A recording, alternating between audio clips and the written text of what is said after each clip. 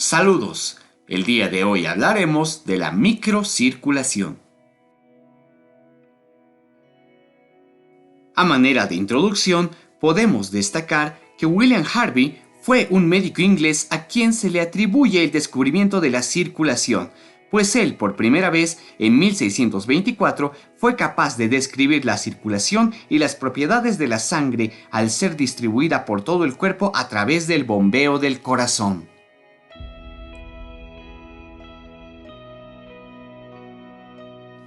Por otro lado, fue el científico Marcello Malpighi quien describió por primera vez los capilares en sus observaciones animales, además de descubrir el vínculo entre las arterias y las venas.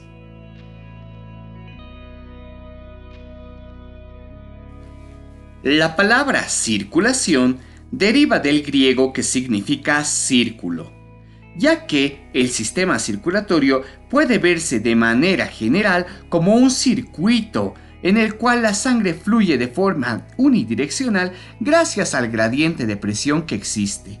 Como lo habíamos dicho en las clases previas, la sangre fluirá del sitio de mayor presión, que sería la aorta, con una presión arterial media de 100 milímetros de mercurio, dirigiéndose hacia el sitio de menor presión, a nivel de la aurícula derecha, con una presión de 0 milímetros de mercurio. Ahora bien, si bien este circuito se muestra como cerrado, puede abrirse a nivel de los capilares en la microcirculación. De esta forma, esta microcirculación a nivel de los pulmones favorece el intercambio gaseoso, para que de esta forma podamos saturar la sangre de oxígeno y a la vez retirar de la sangre el dióxido de carbono para ser eliminado a través de la expiración.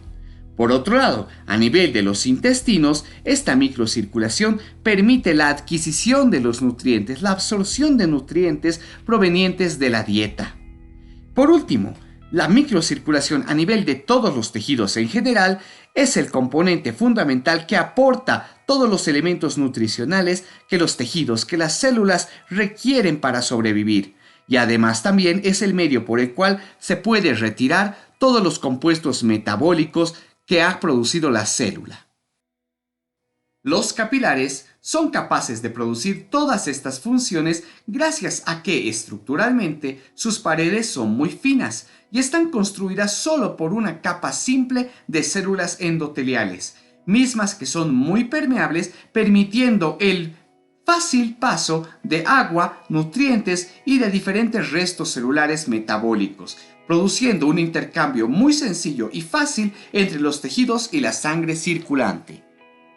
Otro dato muy interesante es que la circulación periférica de todo el organismo tiene aproximadamente un número de 10 millones de capilares, con una superficie total estimada entre 500 a 700 metros cuadrados. Por otro lado, se dice que ninguna célula de nuestro organismo se encontrará a una distancia de más de 20 a 30 micras de un capilar. Esto garantiza que todas las células de nuestro cuerpo tendrán un adecuado flujo sanguíneo y por lo tanto un adecuado aporte de nutrientes y oxígeno. Si bien la función primordial del sistema cardiovascular consiste en mantener un medio tisular idóneo para el adecuado funcionamiento de las células, la sección más importante que cumple este propósito es la microcirculación, ya que a nivel de los capilares se representa la zona más importante para llevar a cabo el proceso de intercambio de gases, agua, nutrientes y productos de desecho. En cuanto a las funciones generales de la microcirculación, podemos decir de manera general que cumple funciones nutricionales y no nutricionales. Entre las funciones nutricionales, como ya lo habíamos mencionado, participa en el aporte a los tejidos de nutrientes, oxígeno y a la vez también sirve como un medio para retirar de los mismos los productos de desecho. Entre las funciones no nutricionales de la circulación capilar Podemos citar, por ejemplo, el flujo sanguíneo a nivel de los glomérulos renales, que son indispensables para formar el filtrado glomerular y que de esta forma los riñones lleguen a cumplir su función de filtrado del plasma sanguíneo. Por otro lado, también podemos destacar el flujo sanguíneo que ocurre a nivel de la piel, parte del cual puede derivar de anastomosis arteriovenosas que desempeñan un papel crucial en la termorregulación. Así también podemos señalar otro tipo de cometidos no nutricionales como es la señalización a través del suministro de hormonas y los procesos de defensa del cuerpo.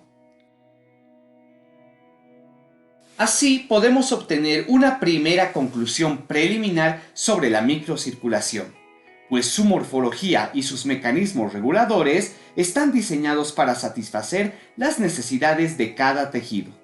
Como dichas necesidades son cambiantes, la estructura y función de la microcirculación puede variar bastante de un tejido a otro.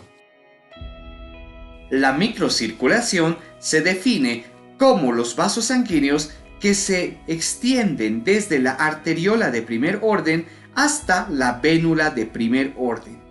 Aunque los detalles varían de un órgano a otro, los componentes principales de una microcirculación ideal son una arteriola, una vénula, entre las cuales se extiende una amplia red de capilares verdaderos. Para facilitar el estudio de la microcirculación, analizaremos cada uno de los vasos sanguíneos, desde el extremo arterial hasta el extremo venoso. En primer lugar, las arterias constan de una capa interna de endotelio y una lámina elástica interna, además de una vaina circundante compuesta de al menos 2 capas continuas de células musculares lisas vasculares. El tamaño del radio interno de las arterias terminales puede llegar a ser tan pequeño como 25 micrómetros. A partir de estas se forman las arteriolas, cuyo radio interno puede ser de 5 a 25 micrómetros. Además, estas arteriolas son estructuralmente muy similares a las arterias y se diferencian en que solo poseen una única capa continua de células musculares lisas vasculares, mismas que se encuentran muy inervadas. También podemos observar a las metaarteriolas, que se parecen mucho a las arteriolas, pero se diferencian porque son de longitud más corta y además sus células musculares lisas son discontinuas y no suelen presentar inervación. También podemos observar en la imagen la presencia del esfínter precapilar, que es un manguito pequeño de músculo liso que no suele estar inervado, pero que es capaz de mostrar gran sensibilidad a las condiciones tisulares locales. De esta forma, y en base a las necesidades nutricionales de los tejidos, los esfínteres precapilares pueden relajarse o contraerse modulando el flujo sanguíneo que llega hacia los tejidos. Un detalle importante que debemos destacar es que las metaarteriolas y los esfínteres precapilares no están presentes en todos los tejidos. Después de los esfínteres precapilares, podemos observar a los capilares verdaderos, que se caracterizan por presentar un radio muy pequeño de 2 a 5 micrómetros y además se caracterizan porque sus paredes estructuralmente están formados por una sola capa de células endoteliales rodeadas por una membrana basal y además también por la presencia de una red fina de fibras de colágeno reticular y en algunos sectores podemos ver la presencia de pericitos. En algunos tejidos, las arteriolas se unen directamente a las vénulas musculares a través de anastomosis arteriovenosas, lo que evita el flujo de sangre a través de la circulación capilar. De esta forma, el flujo a través de estas anastomosis se denomina no nutricional, pues hay que diferenciarlo del flujo nutricional capilar que tiene justamente como función el intercambio de gases, solutos y nutrientes entre la sangre y los tejidos. Estas anastomosis arteriovenosas están presentes sobre todo a nivel de la circulación cutánea, donde participan en fenómenos funcionales como la termorregulación. En la presente imagen se puede observar la estructura de la pared capilar. En primer lugar, en la imagen superior podemos observar que entre las células endoteliales existe unos espacios denominados espacios intercelulares, mismos que participan en el transporte de las sustancias hidrosolubles que difunden a través de la membrana capilar. En la parte inferior de la imagen también podemos observar la presencia de pequeñas invaginaciones de membrana denominadas caveolas. Estas desempeñan un papel fundamental en el transporte de macromoléculas a través de la membrana de la célula endotelial. Las caveolas contienen caveolinas, que son proteínas capaces de interactuar con el colesterol que se polimerizan para formar las caveolas vesiculares.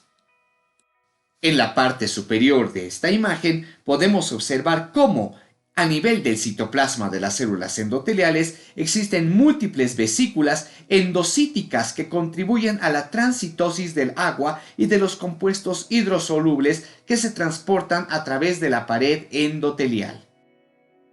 En algunos casos resulta muy interesante notar que estas vesículas pueden fusionarse unas con otras formando amplios canales denominados canales vesiculares, que recorren todo el trayecto que atraviesa la célula endotelial.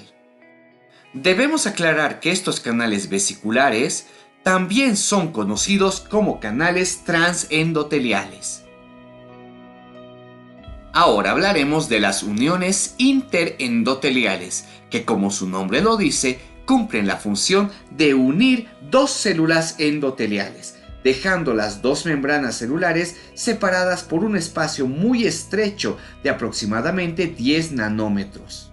Esta unión interendotelial puede presentar zonas de unión adherentes, con espacios muy reducidos de tan solo 4 nanómetros de ancho, así como también puede presentar zonas con uniones estrechas, en las que las células yuxtapuestas parecen fusionadas gracias a las claudinas de tipo 1, 3 y 5, además de la ocludina. Podemos ver en esta imagen que las flechas nos muestran las zonas de uniones estrechas. Hay que destacar también que la claudina número 5 es bastante específica de las células endoteliales, y por otro lado, que no en todos los endotelios está presente la ocludina. Podemos clasificar a los capilares según su grado de permeabilidad en tres grupos muy importantes: capilares continuos, capilares fenestrados y capilares discontinuos. Los capilares continuos constituyen la variedad más frecuente de capilares del cuerpo y se caracterizan por tener zonas de oclusión de 10 a 15 nanómetros de ancho, como las que se observan en el músculo esquelético. Sin embargo, en otro tipo de membranas, como en la barrera hematoencefálica, pueden presentar uniones intercelulares estrechas. Los capilares fenestrados se caracterizan por poseer células endoteliales que son muy delgadas y además que presentan perforaciones, denominadas poros o ventanas. Estos capilares suelen rodear los epitelios, sobre todo las encontramos a nivel del intestino delgado y en las glándulas exócrinas. Finalmente, el tercer tipo de capilar corresponde a los capilares discontinuos, que se caracterizan porque en su estructura, además de poseer ventanas o poros, tienen grandes huecos. Estos capilares discontinuos se encuentran a nivel de los sinusoides hepáticos. En la presente imagen podemos observar las tres estructuras diferentes de los tres tipos de capilares. En primer lugar, podemos ver cómo están conformados los capilares continuos, cuya característica es formar una capa delgada ininterrumpida alrededor de toda la circunferencia capilar. Y como lo habíamos dicho, la podemos encontrar principalmente en músculo, en tejido conjuntivo y sobre todo en el tejido nervioso, formando parte de la selectiva barrera hematoencefálica. En segundo lugar, podemos ver la estructura de los capilares fenestrados. Estos se caracterizan principalmente por presentar estos poros o ventanas llamadas fenestraciones, que tienen una longitud de 80 a 100 nanómetros, Además, hay que destacar, como se observa en la parte central inferior, que algunos de estos poros pueden estar encerrados por un diafragma muy delgado que tiene un engrosamiento central puntiforme. Hay que destacar que la presencia de estas fenestraciones se limita a una zona concreta del capilar. El resto de su estructura mantiene una configuración de tipo continuo. Por último, podemos observar la estructura de los capilares sinusoidales o discontinuos. Este nombre hace referencia a la presencia de ventanas mucho más grandes que las fenestraciones y además la presencia de huecos que pueden tener un tamaño tan grande como 600 a 3000 nanómetros entre las células endoteliales. Una característica muy interesante de la microcirculación es el comportamiento del flujo de sangre a nivel de los capilares, ya que este flujo no es continuo, sino al contrario, es un flujo intermitente que aparece y desaparece cada pocos segundos. La causa de este fenómeno fisiológico es denominado vasomotilidad y hace referencia a que existe una contracción intermitente a nivel de las metaarteriolas y, más importante aún, a nivel de los esfínteres precapilares. Este mecanismo de vasomotilidad se encuentra regulado principalmente por las concentraciones de oxígeno tisular. De esta forma podemos explicar cómo un tejido que está bajo una gran actividad funcional aumenta su tasa de utilización de oxígeno, y esto determina que la concentración de oxígeno tisular disminuya. Esta disminución del oxígeno tisular tendrá un efecto directo a nivel de las metaarteriolas y a nivel de los esfínteres precapilares, quienes van a permitir un aumento de la frecuencia y duración de los flujos sanguíneos intermitentes. Debemos aclarar algo muy importante. A pesar de que cada capilar individualmente posee un flujo discontinuo, hay tan elevado número de capilares a nivel de los tejidos que terminan por generar una función capilar global, determinando de esta forma la presencia de una velocidad media de flujo sanguíneo a través de todo el lecho capilar tisular, además de una presión capilar media dentro de todos los capilares y una velocidad de transferencia media de las sustancias entre la sangre y los capilares y el tejido intersticial circundante. La parte final de la microcirculación está constituida por los extremos distales de los capilares verdaderos, de los cuales se originan las vénulas, que son vasos sanguíneos que tienen un radio interno de 5 a 25 micrómetros. Además, en su estructura poseen una capa discontinua de células musculares lisas vasculares. Estas vénulas se fusionan unas con otras para formar venas cada vez más gruesas que devuelven la sangre hacia el corazón en forma de retorno venoso. Ahora hablaremos de la difusión a través de la membrana capilar, cuyo mecanismo es muy importante ya que permite el intercambio de agua, nutrientes y otras sustancias entre la sangre capilar y el líquido intersticial. Como puede verse en la imagen, las sustancias se transfieren constantemente, se intercambian entre el plasma y el líquido intersticial por este mecanismo de difusión. Esto se produce por consecuencia del movimiento térmico de las moléculas, lo que permite que todas las moléculas de agua y otras sustancias disueltas en el líquido puedan desplazarse en una dirección y luego en otra, rebotando aleatoriamente cada una de ellas. Ahora analizaremos la difusión de las sustancias liposolubles. Hay que destacar que debido a las propiedades químicas de estas sustancias, ellas no necesitan utilizar los poros para transportarse, ya que pueden atravesar directamente las membranas de las células endoteliales. Y esto determina una gran velocidad de difusión. Esta difusión de sustancias liposolubles depende de dos factores muy importantes. En primer lugar, la densidad capilar, que es una medida que hace referencia a la cantidad de capilares que están irrigando un tejido. Y en segundo lugar, la distancia media intercapilar. Como su nombre lo dice, se refiere a la distancia media que existe entre los diferentes capilares que están irrigando a un mismo tejido. Las principales sustancias liposolubles que utilizan este tipo de transporte son el oxígeno y el dióxido de carbono. En cuanto a la difusión de las sustancias hidrosolubles, hay que destacar que a diferencia de las anteriores, estas se mueven a través de los poros intercelulares que existe en la membrana capilar. Entre estas sustancias tenemos las propias moléculas de agua, electrolitos como el sodio y el cloro y las moléculas de glucosa. Este tipo de difusión se produce a una gran velocidad. Es más, se dice que la velocidad con la que difunden las moléculas de agua a través de la membrana capilar es unas 80 veces mayor que la velocidad con la que el propio plasma fluye linealmente a través del mismo capilar. Esto significa que el agua del plasma sanguíneo se puede intercambiar con el líquido intersticial 80 veces durante su recorrido a través del capilar. Esta difusión de sustancias a través de los poros intercelulares depende en primer lugar de la permeabilidad de dichos poros y en segundo al diámetro molecular de la sustancia que desea atravesar por los mismos.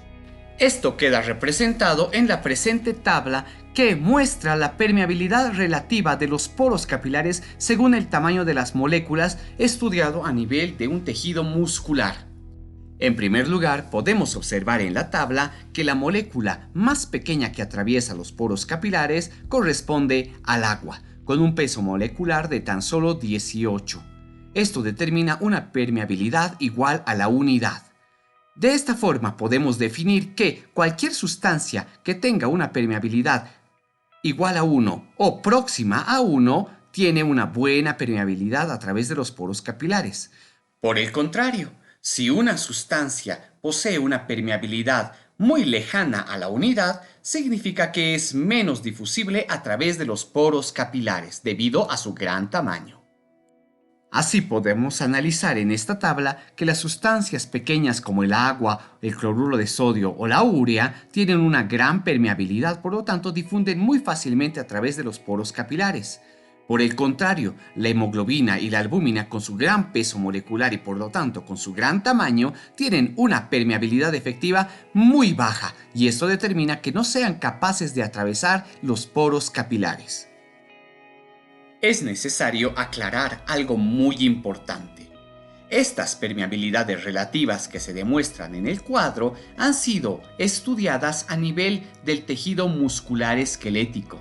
Y no olvidemos que hay 3 tipos diferentes de capilares de acuerdo a su estructura de la pared. Por lo tanto, esto puede variar si lo estudiamos, por ejemplo, en capilares fenestrados o en capilares sinusoidales, que presentarán permeabilidades relativas muy diferentes a las que estamos observando en esta gráfica. Otro factor muy importante que determina la velocidad neta de difusión de una sustancia a través de la membrana es la concentración de dicha sustancia. De esta forma, la velocidad neta de difusión es proporcional a la diferencia de concentración de esta sustancia entre los dos lados de la membrana. Así podemos concluir que a mayor diferencia de concentración habrá un mayor movimiento de dicha sustancia. Por lo tanto, solo hace falta una pequeña diferencia de concentración de la sustancia a través de la membrana para promover un adecuado intercambio. Esto que acabamos de mencionar podemos evidenciarlo en la siguiente gráfica, donde a nivel de la costa, por ejemplo, podemos encontrar en los capilares sanguíneos una gran concentración de oxígeno, determinando una presión arterial de oxígeno de 98 milímetros de mercurio. Por otro lado, podemos ver que en el intersticio de los tejidos la presión de oxígeno es de nada más 40 milímetros de mercurio. Estas presiones de oxígeno son una medida relativa de la concentración del gas que existe a estos niveles. Por lo tanto, podemos ver que esta diferencia de concentración determina que el oxígeno se mueva desde la luz del capilar hacia el líquido intersticial y desde este hacia los tejidos. Noten que a nivel de la altura, las concentraciones de oxígeno y por lo tanto sus presiones parciales cambian. Por lo tanto, podemos observar que a nivel del capilar sanguíneo encontraremos una presión arterial de oxígeno aproximadamente de 60 milímetros de mercurio, mientras que en el intersticio de los tejidos encontraremos una presión de oxígeno de tan solo 30 milímetros de mercurio. Esta diferencia de concentración determina que el oxígeno pueda difundir desde el capilar sanguíneo hacia los tejidos, gracias a este gradiente de concentración. Un efecto similar ocurre con la difusión del dióxido de carbono a nivel de los capilares terminales, donde podemos observar que la presión de dióxido de carbono a nivel del intersticio tisular es de 45 milímetros de mercurio, mientras que en la sangre capilar encontraremos una presión arterial de dióxido de carbono de 40 milímetros de mercurio.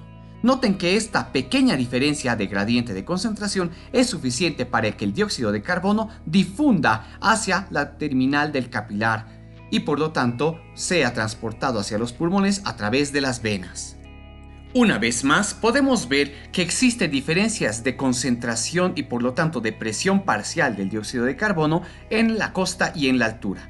Pero podemos notar que lo que se mantiene es un gradiente de concentración a favor de la salida de este dióxido de carbono desde las células y del intersticio tisular hacia la luz de los capilares terminales. Ahora hablaremos del intersticio y del líquido intersticial. Debe entenderse como intersticio al espacio que existe entre las células.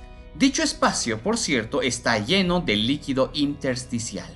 Este líquido deriva de la difusión y filtración a nivel de los capilares y por lo tanto contiene los mismos componentes que el plasma, a excepción de concentraciones mucho más bajas de proteínas, ya que, como lo hemos visto antes, las proteínas no atraviesan a través de los poros de los capilares. De esta forma, como puede verse en la imagen, el intersticio está formado por varias estructuras, tanto sólidas como líquidas.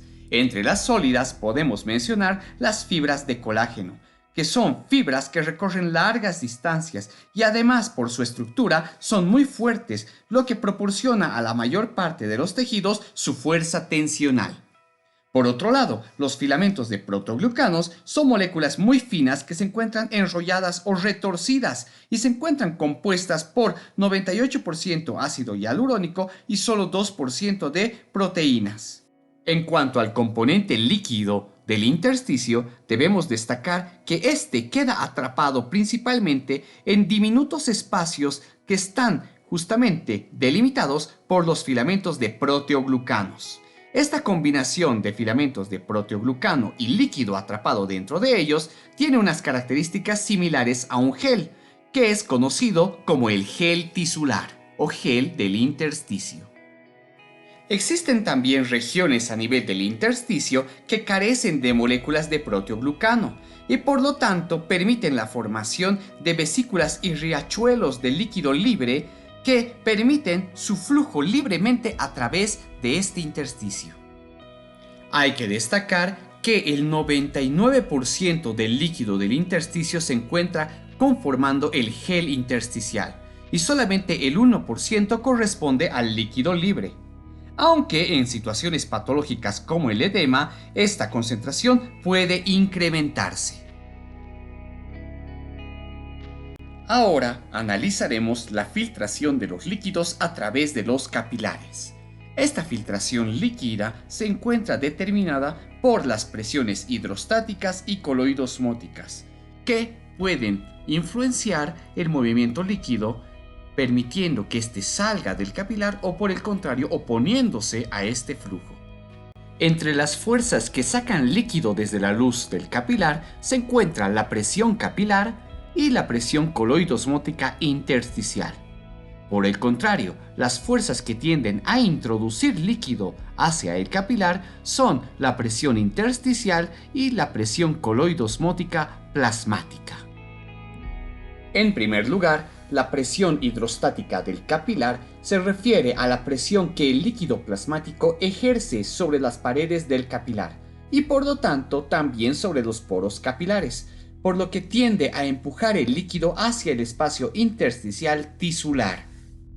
Por otro lado, la presión coloidosmótica del capilar se refiere al efecto osmótico que poseen las proteínas para atraer moléculas de agua, por lo que tiende a provocar la ósmosis del líquido hacia el interior del capilar. Bajo la misma idea, podemos decir que la presión coloidosmótica del líquido intersticial tiende a provocar la ósmosis del líquido hacia el exterior a través de la membrana capilar.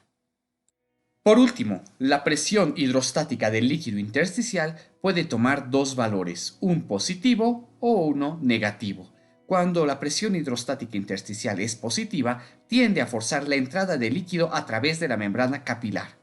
Y por lo tanto, cuando la presión hidrostática intersticial es negativa, ejerce el efecto contrario, es decir, favorece la salida de líquido desde la luz capilar hacia el intersticio. Esta negatividad de la presión intersticial es producto del sistema linfático y su constante absorción de líquido y proteínas desde el espacio intersticial. La interacción de todas estas fuerzas son denominadas fuerzas de Starling y nos permiten determinar la presión neta de filtración. Por lo tanto, si la suma de todas estas fuerzas determina una presión neta de filtración positiva, significa que existirá flujo de líquido desde el interior del capilar hacia el intersticio tisular. Por el contrario, si la presión neta de filtración resulta negativa, se produce el efecto contrario, es decir, que el líquido tiende a moverse desde el intersticio tisular hacia la luz capilar. Por otro lado, la velocidad de filtración de líquidos en un tejido también depende del número y tamaño de los poros que tiene cada capilar, así como también la cantidad de capilares en los que fluye la sangre. Estos factores se expresan juntos como el coeficiente de filtración capilar. Por lo tanto, esto resulta ser una medición de la capacidad de la membrana capilar de filtrar agua para una presión neta de filtración dada. De esta forma podemos concluir que la velocidad de filtración de líquidos en el capilar estará determinada por dos factores, el coeficiente de filtración y la presión neta de filtración. Ahora podemos ver la presión coloidosmótica producida por cada una de las proteínas sanguíneas. En la sangre tenemos tres proteínas principales, la albúmina, las globulinas y el fibrinógeno. En esta tabla se destaca la concentración de cada una de estas proteínas y además también la presión coloidosmótica que éstas producen. Lo importante que podemos destacar es que la albúmina representa una presión coloidosmótica de 21.8, mientras que las globulinas y el fibrinógeno juntas producen una presión de 6.2. Lo que significa que el 80% de la presión coloidosmótica está generada principalmente por la albúmina y solamente el 20% de esta presión coloidosmótica pertenece a las globulinas y al fibrinógeno. Podemos notar que la presión capilar varía dependiendo de dónde la cuantificamos. Por ejemplo, en el extremo arterial podemos observar una presión capilar de 35 milímetros de mercurio, mientras que en el extremo venoso del capilar encontramos una presión de 10 milímetros de mercurio. Esto determina una presión media capilar que está cuantificada en 17 milímetros de mercurio. De esta forma podemos intuir que el comportamiento de la interacción entre las diferentes presiones hidrostáticas y coloidosmóticas es diferente, ya sea en el extremo arterial o en el extremo venoso. En la presente imagen podemos observar la interacción de las diferentes presiones hidrostáticas y coloidosmóticas a nivel del extremo arterial del capilar. En primer lugar, podemos observar que las flechas pintadas de rosado corresponden a las presiones que favorecen la salida del líquido desde el capilar hacia el intersticio tisular. Por otro lado, podemos ver una única fuerza representada por la flecha azul que se opone a la filtración desde el capilar. Entre estas fuerzas podemos ver en primer lugar la presión hidrostática capilar, que a nivel del extremo arterial tiene un valor aproximado de 30 milímetros de mercurio. Además también la presión intersticial negativa suma a las fuerzas de salida de líquido con 3 milímetros de mercurio. Además hay que sumar el efecto de la presión coloidosmótica intersticial calculada en 8 milímetros de mercurio y por último la presión que se opone al filtrado del líquido desde el capilar, que es la presión coloidosmótica capilar, que corresponde a 28 milímetros de mercurio. En base a esta interacción de fuerzas podemos decir que la fuerza total de salida es de 41 milímetros de mercurio, mientras que la fuerza total de entrada corresponde a los 28 milímetros de mercurio de la presión coloidosmótica capilar. Así, en el extremo arterial del capilar existe una fuerza neta de salida del líquido de 13 milímetros de mercurio. Por otro lado, podemos observar que las fuerzas de filtración son diferentes en el extremo venoso del capilar, con una presión hidrostática de 10 milímetros de mercurio, una presión intersticial de 3 milímetros de mercurio y una presión coloidosmótica de 8 milímetros de mercurio, sumando un total de 21 milímetros de mercurio de fuerzas de salida, versus la presión coloidosmótica capilar, que se mantiene en 28 milímetros de mercurio, que corresponde a las fuerzas de entrada de líquido al capilar, dando una fuerza neta de salida de 7 milímetros de mercurio a nivel del extremo venoso del capilar. Hace más de un siglo fue el científico Ernest Starling quien señaló que a nivel de la circulación capilar existe un estado muy próximo al equilibrio, es decir, que existe un equilibrio entre la cantidad de líquido que se filtra en el extremo arterial del capilar y que este es prácticamente igual al líquido que retorna a la circulación mediante la absorción de la circulación linfática. Este estado de equilibrio, denominado equilibrio de Starling, en honor a su descubridor, muestra justamente la interacción de todas las fuerzas hidrostáticas y coloidosmóticas a nivel del capilar completo, tomando en cuenta tanto el extremo arterial como el extremo venoso. Por lo tanto, se utiliza una media de las presiones de los capilares arteriales y venosos. Esta media se denomina presión capilar funcional y, como puede verse en la imagen, tiene un valor de 17.3 milímetros de mercurio. Además de esto, podemos observar que la presión a nivel intersticial es de 3 milímetros de mercurio, la presión coloidosmótica intersticial corresponde a 8 milímetros de mercurio y finalmente la presión coloidosmótica capilar, que corresponde a 28 milímetros de mercurio, siendo la única fuerza que se opone a la salida de líquido desde el capilar. De esta forma podemos ver que las fuerzas de salida tienen un valor de 28.3 milímetros de mercurio, las fuerzas de entrada 28 milímetros de mercurio, dando por resultado una fuerza neta de salida de líquido de 0.3 milímetros de mercurio. Cuando el equilibrio de las fuerzas de Starling se rompe, puede producirse una acumulación de líquido a nivel del intersticio tisular, produciendo los denominados edemas. Entre las causas más importantes de producción de edema se encuentran, en primer lugar, el aumento de la presión capilar.